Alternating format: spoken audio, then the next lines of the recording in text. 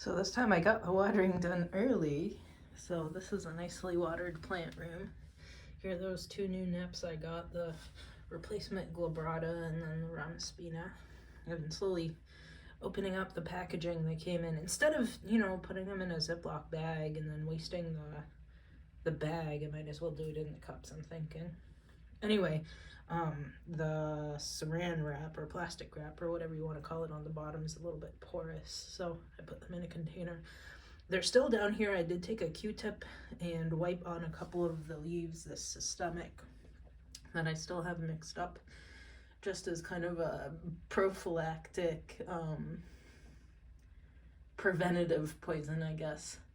From the hallway, I moved in this other Monstera, regular Deliciosa, not the variegated one, because I wanted to make room on the floor. So what's going on in here? Oof. This thing still looks gross at the tip, but the leaves look a little better. This is Spectabilis by Talengensis. After I put that systemic on it too. I don't know, maybe these guys have root mealies or something. Anyway, Platykyla is coming through here.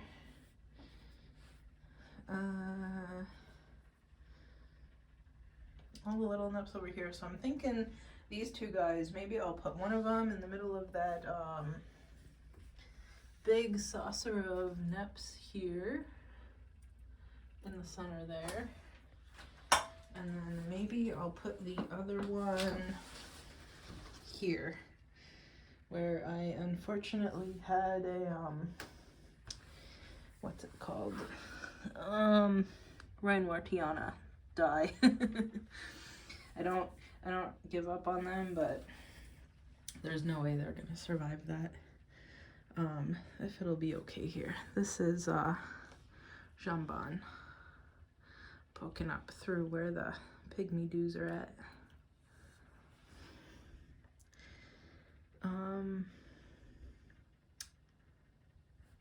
Just seeing if the pygmies need a little bit more water.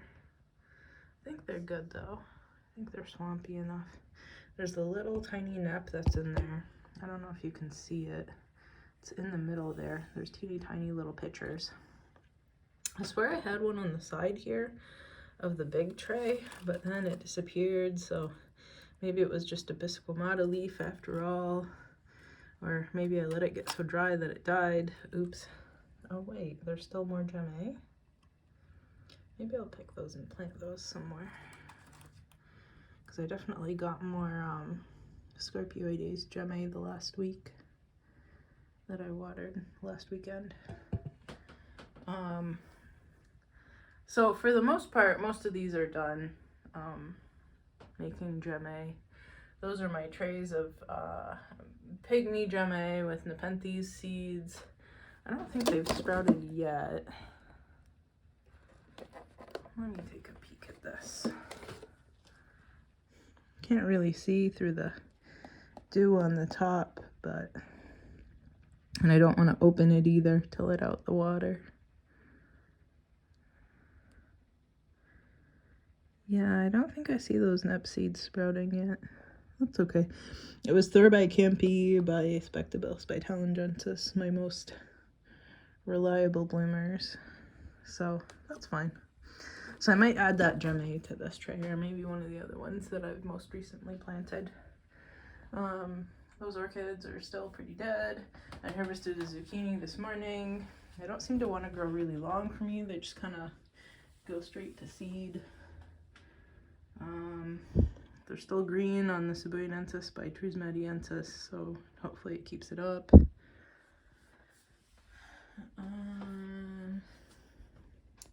This cactus is doing well. This guy's leaning pretty hard. I don't think I really want to do anything about it. It's fine as it is, I think. I wonder why this guy is growing straight into the corner though. He just kind of makes a right turn. Yep. Maybe it's because he's heavy. I don't know. I should probably get a longer stake, huh? It was raining outside today. Yeah, I don't think those are filled with seeds. I doubt there's seeds in that. I'm not even gonna bother. Well, maybe I will when I harvest those Jame. Oh, where has this Monstera dubia got into? Oh, that's nice. It's climbing all the way up. Whoa, is it actually gonna make a leaf? I'm excited if it makes another leaf. And what else? What else? This, so it's one of those, forget what it's called, like angel hair ferns or whatever. So it was downstairs, when I went to go, don't trip over the water, oops. When I went to go, move the pot of it into a better situation in that shelf that I have in the kitchen with the light, I found a piece of it that didn't really have roots into the dirt, so I put it into the moss, that sphagnum moss container. I tried to root a chunk of Sabiniensis by Trusmatiensis in there, and it looked like it completely died back. It was the green tip of this right here. This is where I cut it off. So that died. Oops. Hopefully some of the rest of this resprouts. And then I put fern in there. And then there's the other fern that I commonly have, which is this one. And then there's that blue star fern that I originally got from EXO, and now it's taking over everywhere. This guy, it's nice and opportunistic. And it's also in the variegated Monstera pot over here. And it's also this guy. But it looks like I actually have a survivor. So this one, I thought I killed it back in the day because I had a pot of this too. Because I had gotten it, it was kind of garbage at Diamato's nursery. So they said, here, this is our weed, take it. So I thought it had completely died, but it resprouted here. So it must have, like, made spores and reseeded itself before I knew it. And then gotten into the soil. So it would have been, before I auctioned off this plant when I had it, when it was like, I don't know, 5 feet tall at the height of Monstera mania, before I took these divisions. And I'm glad that I always kind of quote unquote reseed the moss onto the top of the pot, because it must have come with that. So I'm so excited that it's actually growing for me, because at first I didn't, I thought it was that first one that I showed you over there, that one, but it's not. It's the other one. I had forgotten I had it because it died so long ago, but I'm excited. I have a survivor. So this is a very nice Monstera and mixed fern pot. Happy accidents. Like Bob Ross, but with plants. What else? Move the cocoa trees into here too. This one doesn't look so great. At least the veins are still green. Hopefully survives. Hopefully makes some more leaves. It's in the shade of that fern. They're kind of understory plants. Maybe I shouldn't have this one in such bright light, but we'll see how it does. And then, ooh, this opened up. That's really nice. Toothy. Spatulata by Edward Ziana. Nice. So these babies, I've, because I'm uncovering them slowly and then put them in more light, hoping to get some more green and strength on them. So I'm having to water them twice a week, probably more once the covers completely come off. Some of them look bad. I'm terrible at this transition. Of course, what am I going to do with hundreds of plants anyway? So maybe it's good they didn't all survive. These ones are still white, I think. I wish they wouldn't be. I even gave them coffee.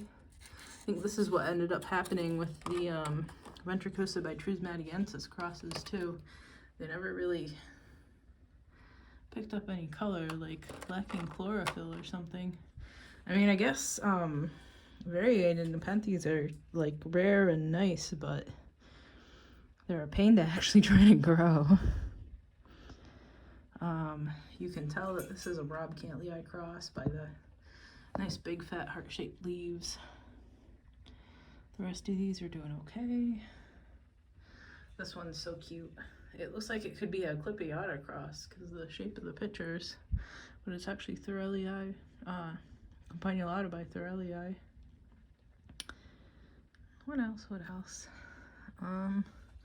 Everything else, I guess, is just kind of chugging along. And I don't know if I mentioned, I had a couple more of those orchids open up. So I'm excited. I think I have like 6 or 7 of them blooming right now. It's fantastic. Oh, we actually have Vlog103 pictures. There's that one. And one on the top just opened up too.